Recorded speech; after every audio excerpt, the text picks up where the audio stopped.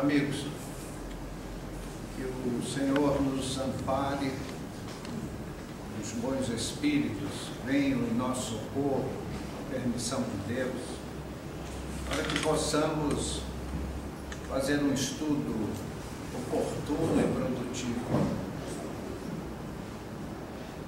Certa feita, os apóstolos questionaram com Jesus por que razão ele conversava com os apóstolos uma linguagem franca e muito clara, enquanto para as grandes massas ele falava em parábolas. E Jesus deu uma resposta interessante para os apóstolos. Disse ele: eles ouvem, mas não escutam, veem, mas não enxergam. Então, meus amigos, é aquele ponto dos mais interessantes sobre o qual sempre nos batemos, que é a separação do espírito e da letra.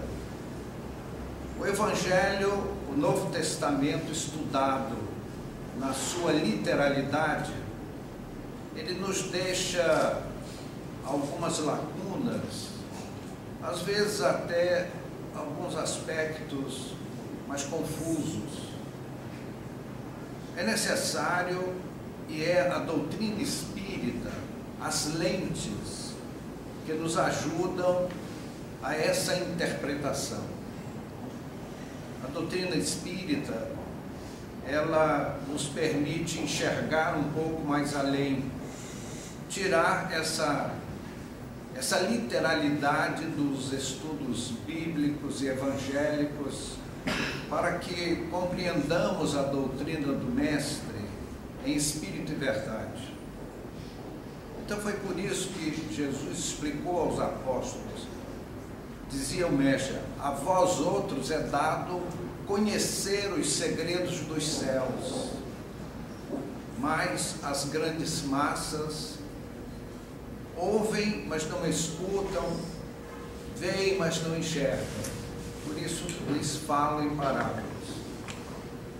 Então, esse ponto nós gostaríamos de ilustrar hoje com aquele capítulo 20 de Mateus, quando ele nos fala dos trabalhadores da última hora.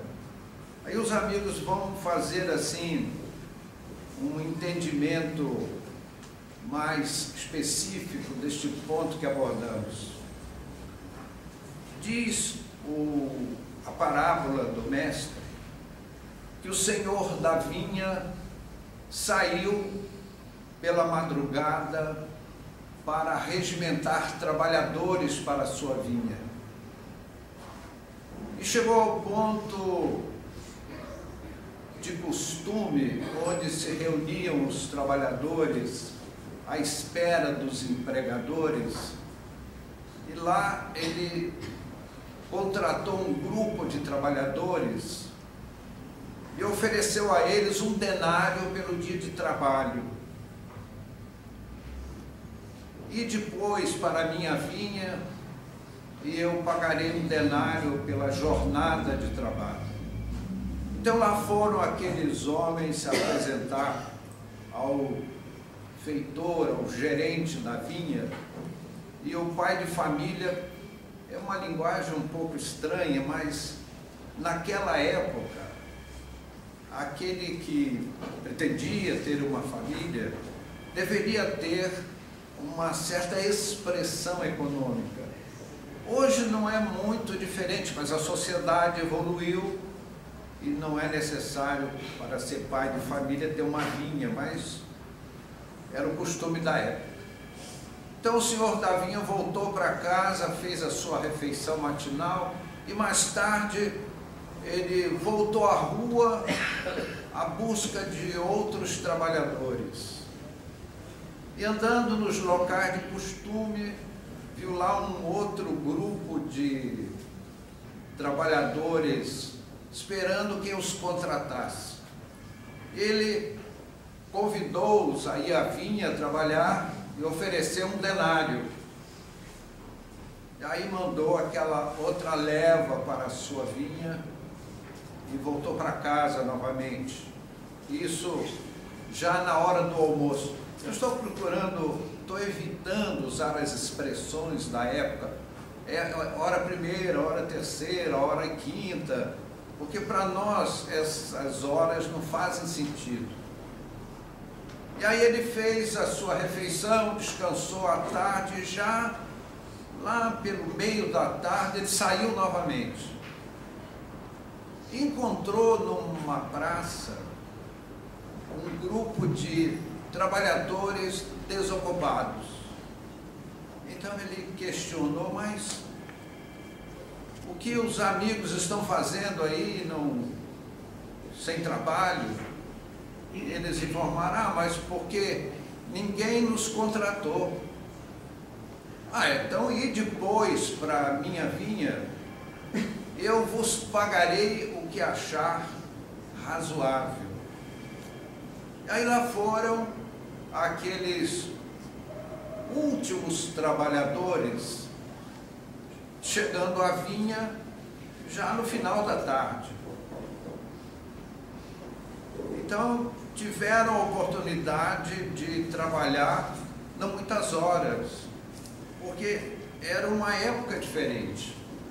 Hoje nós temos luz elétrica, metrô da linha Lilás, não é isso? Isso é só para mexer com os moradores do bairro. Naquela época não era assim, trabalhava-se de sol a sol. Quando clareava o sol, começava o trabalho. Quando o sol se escondia, então, a sirene da fábrica para começar e terminar o expediente era o sol. E não podia ser de outra forma, né? E aí aqueles trabalhadores lá chegaram ao final da tarde para trabalhar um pequeno período da tarde. E ao terminar o dia, o dono da vinha chamou o seu gerente da vinha, o seu feitor, e disse, bom, agora é a hora de pagar aos trabalhadores. Então mandou que desse aos últimos um denário pelo dia trabalhado, que aliás, aqueles últimos foi só um pequeno período. E assim sucessivamente ele foi dando aos trabalhadores da segunda hora também um denário. Mas os que pegaram no batente na primeira hora achavam que iam receber muito mais. Porque se o senhor da vinha deu um denário para aqueles que trabalharam parte do dia, ou uma pequena parte do dia, aqueles que trabalharam o dia inteiro certamente receberiam mais.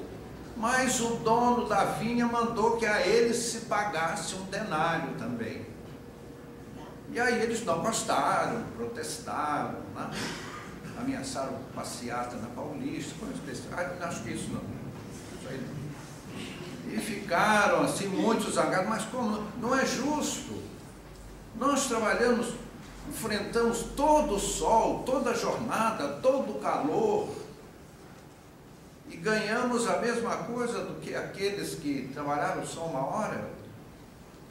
Aí o senhor da vinha perguntou a eles, quanto foi que eu combinei com vocês? Isso já na nossa linguagem, né? Quanto foi combinado? Um denário. Então toma o que é teu e vai embora. Porque muitos primeiros serão os últimos, e muitos últimos serão os primeiros. Porque muitos serão chamados e poucos os escolhidos. Aí vem aquela linguagem cifrada, aquela linguagem sigilosa, que fica às vezes difícil de entender, sem as luzes da doutrina espírita.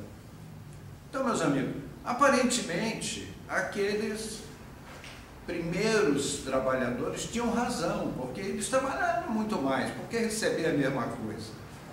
Mas, como diz o velho conceito de mercado, de trabalho, o combinado não é caro nem barato, é o combinado. Não é justo nem injusto, é o combinado. Então o senhor da vinha combinou 1 denário e pagou 1 denário, estava cumprido o pactuado. Agora, essa é a versão literária, é a versão expressa nos textos, considerado ao pé da letra. Mas o que a inspiração espiritual traz aos estudiosos? Quem eram os trabalhadores da primeira hora? Porque todas as mensagens do Cristo, elas têm duas faces. Aquela face literária, em que você procura interpretar ao pé da letra, e é o que a maioria dos estudantes dos textos chamados sagrados fazem nos dias modernos. A interpretação literal dos textos. Qual a interpretação espiritual? Quem eram os trabalhadores de primeira hora? Será, meus amigos, que Jesus, uma alma cósmica, o Espírito de cuja envergadura escapa ao nosso entendimento, ele viria à Terra para contar historinhas simplistas, porque essa história dos trabalhadores é uma história quase infantil, quase para criança. Mas há toda uma interpretação, toda uma lição espiritual atrás dessa literalidade. Os trabalhadores da primeira hora, Jesus se referia a Moisés e os profetas, que lá atrás eles tiveram que fazer um trabalho muito mais duro, porque eles lidavam com povos muito primitivos, homens turbulentos, indisciplinados. E aí, a esses trabalhadores da primeira hora, é que foi aquele trabalho de canseira, de enfrentar todo o sol do dia, aquele trabalho exaustivo que era a condução daqueles povos primitivos. Quando nós fazemos essa interpretação, nos vem à mente aquilo que se ouve traduzir como um povo primitivo que, não podendo entender Deus como um pai de amor, aqueles líderes daqueles povos, a eles não era possível trazer aqueles povos sonhos de espiritualização, um Deus de amor benigno. Não era assim possível conduzir aqueles povos. Então nasceu a ideia de um Deus terrível, um Deus vingativo. E surgiu naquela época a expressão do homem ou do povo temente a Deus. Então naquela época, aqueles povos, aqueles espíritos eram tão embrutecidos que eles não podiam amar a Deus, eles tinham que temer a Deus. E foi por isso que aqueles pensadores da época, ressalte-se a figura de Moisés, em que ele apresentava um Deus assim, o Deus do terror. Então aqueles povos se disciplinavam, não por amor, não por justiça, mas por medo de Deus. E Jesus, que foi o trabalhador de segunda hora, modificou essa lei. Ele nos fala, Jesus não pregou temer a Deus. Ainda hoje se usa a expressão, aquele senhor, aquele cavalheiro, aquela senhora, são tementes a Deus. Ainda se usa essas expressões. Mas são expressões cuja literalidade precisa ser transformada em espírito e verdade. Porque, meus amigos, examine-se a si mesmo, o meio ambiente em que nos deslocamos. Vejam só, alguém pensou em moer a terra para que ela se transformasse em areia para acomodar os nossos pés? Alguém fez com que o mundo vegetal fosse uma fonte inexaurível de oxigênio para os nossos pulmões. Então nós temos tantas maravilhas, cada uma delas nos provam a bondade de Deus, o amor de Deus pelos seus filhos. Olhe o seu rosto no espelho. Você já viu que nós temos cabelo? Alguns têm pouco, no meu caso, né? É porque eu sou jovem há mais tempo, por isso que eu tenho menos cabelo, né?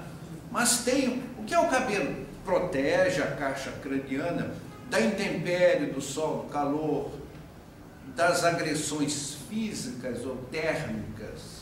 Então, o cabelo é um acolchoado, mas aí a gente faz bonitinho assim, para ficar um acolchoado bonitinho, não é isso? Observe que nós transpiramos na testa. E Deus, que é bom, que nos ama, fez as sobrancelhas. O que é a sobrancelha? É uma calha, que o suor, que é cáustico, desce, cai nessa calha e passa ao lado, não cai dentro dos olhos. Você ficaria cego se o suor do seu rosto caísse dentro dos olhos. Comprometeria as sutilezas do aparelho óptico. Os nossos olhos estão dentro de um buraco, já perceberam isso? Quando a gente cai, leva um tombo, corta o supercílio, mas não atinge o olho, está protegido lá dentro de um buraco. Não é isso? E o nosso nariz, não parece um telhadinho? Olha só, olha no espelho. Quando você olhar para o seu rosto no espelho, você verá Deus face a face. Porque é um telhadinho, porque aí o suor corre por aqui, e cai aqui no buço da mulher, no bigode do homem, e vai pelo lado, entra na boca. Por isso que os lábios são mais saltados. E o nariz é um telhadinho para quê? Porque se fosse ao contrário, o buraquinho fosse para cima, você, ao atravessar uma rua num dia de chuva, você morria afogado.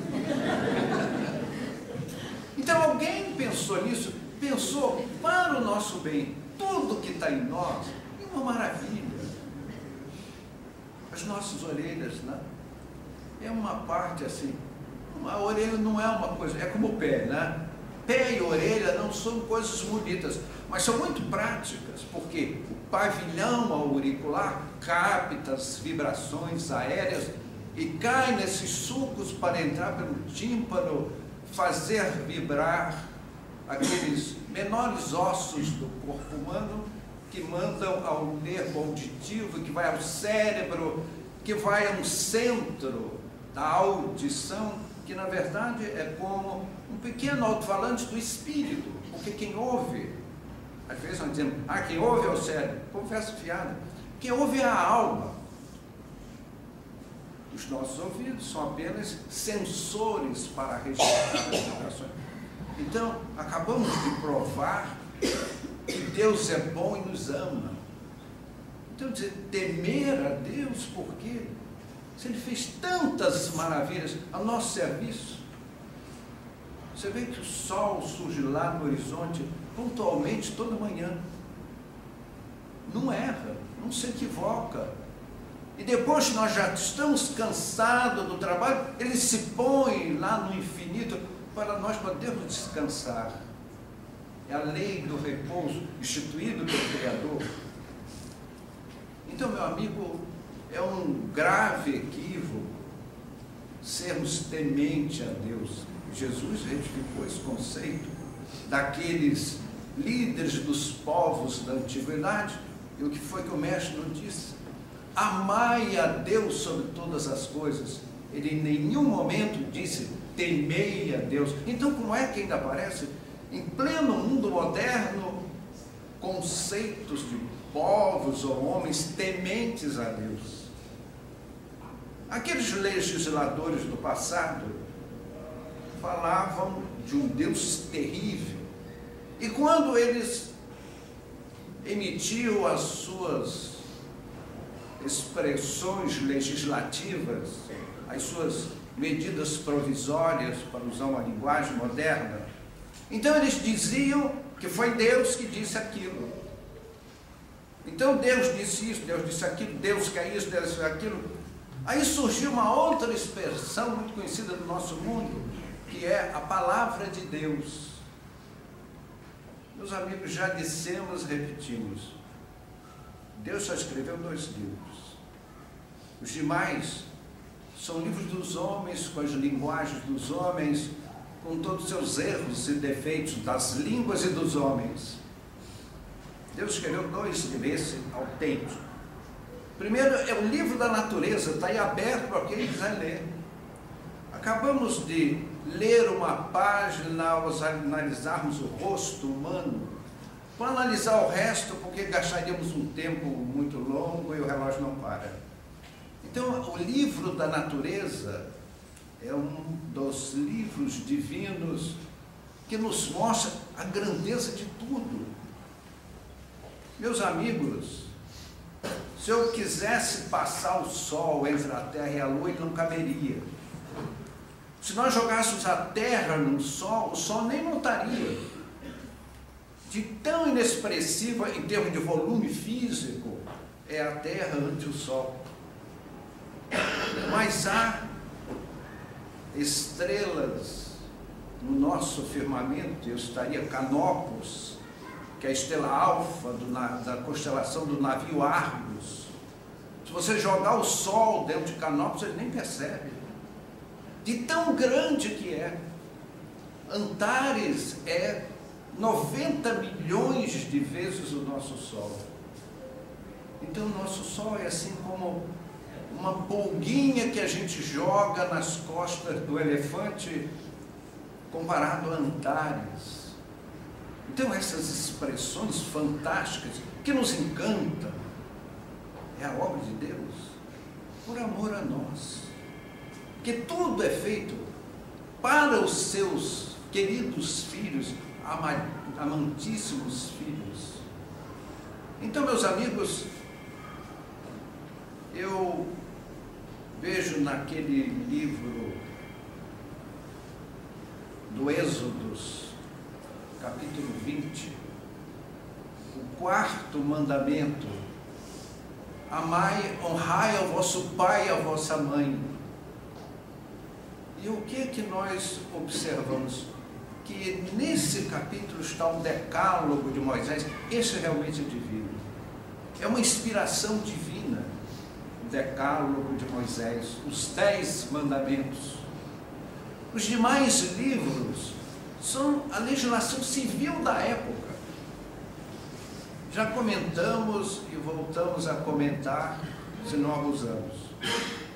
Há um dos capítulos da obra de Moisés em que ele estabeleceu que quando um animal pular a cerca do vizinho e for comer a forragem do terreno do vizinho, esse animal, um boi, por exemplo, será morto em praça pública e ninguém comerá da sua carne. Para povos que viviam em regiões áridas do deserto, perder um animal, ser sacrificado em praça pública, é uma pena terrível. Mas o que é essa pena? É uma lei civil. Era o Código Penal da época. Era uma punição dolorosa, mas isso fazia com que os donos dos animais controlassem os seus rebanhos dentro das suas propriedades.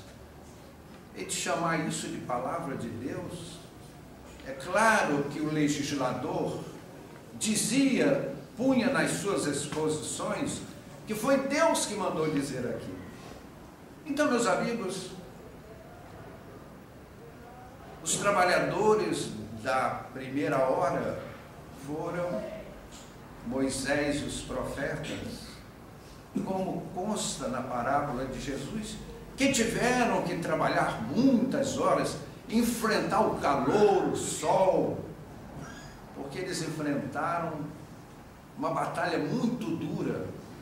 Moisés foi, sem dúvida, o médium de efeitos físicos mais espetacular da história da mediunidade em todas as eras da humanidade.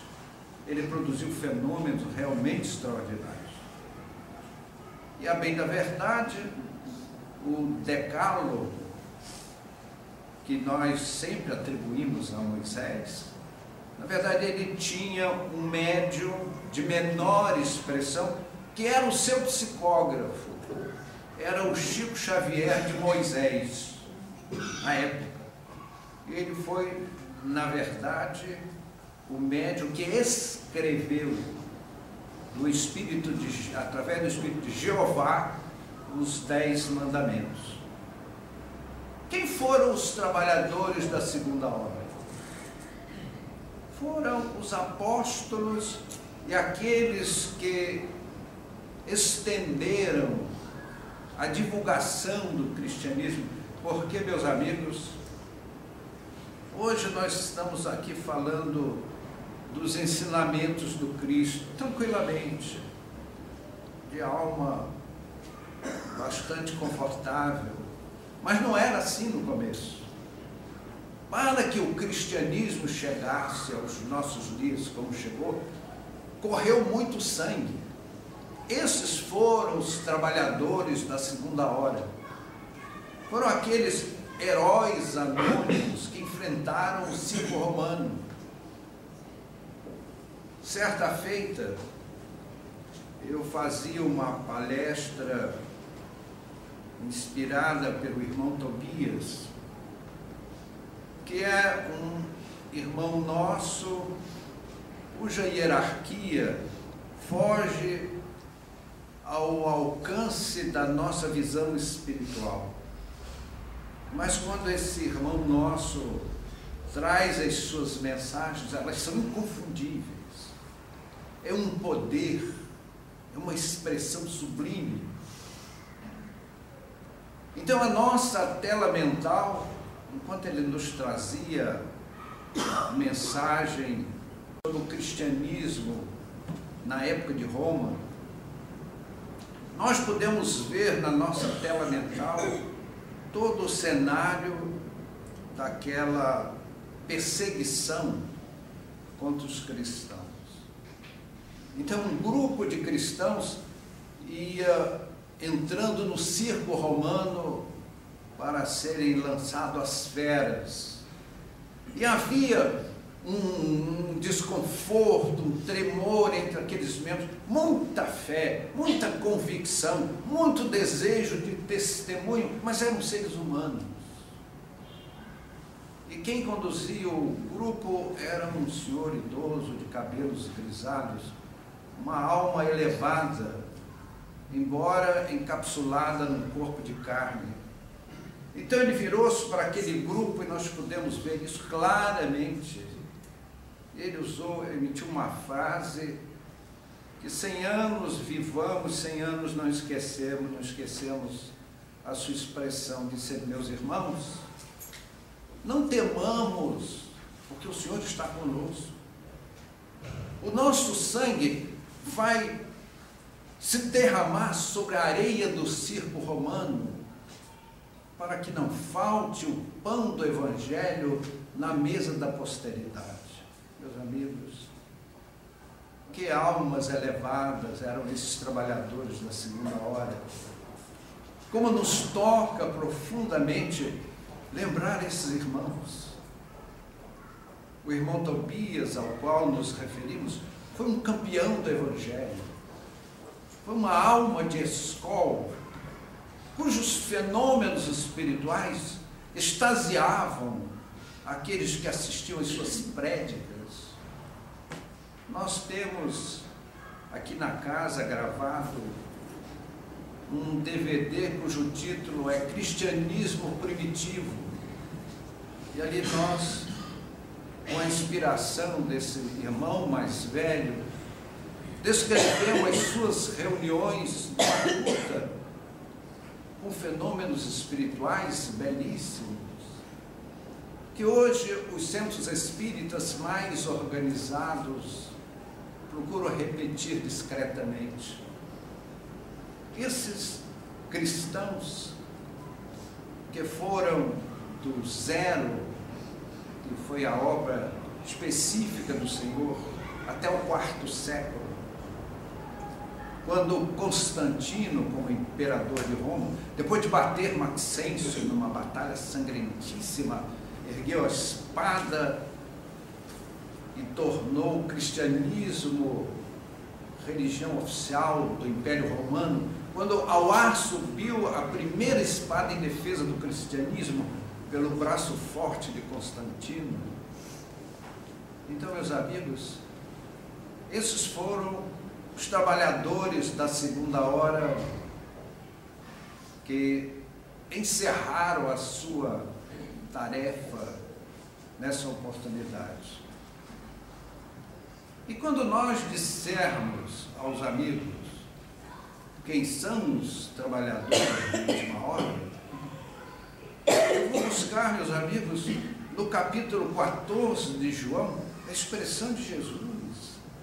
Não somos nós, é o Cristo, que nos diz: se me amais, guardai os meus mandamentos, e eu rogarei ao Pai, e Ele vos enviará um novo Consolador, o Espírito da Verdade, que está nas páginas do Livro dos Espíritos, do Evangelho segundo o Espiritismo. E a primeira vez que esse Espírito se manifestou nas reuniões de Allan Kardec foi pela mão de uma menina de 12 anos, Júlia Baudin, filha do senhor Baudin. Não era sequer uma adolescente ainda, era uma menininha de 12 anos de idade, e que psicografa uma página monumental, que é só um grande escritor, um grande intelectual, um luminar das letras para escrever daquela forma. E ele aparece em muitos espaços, é o espírito condutor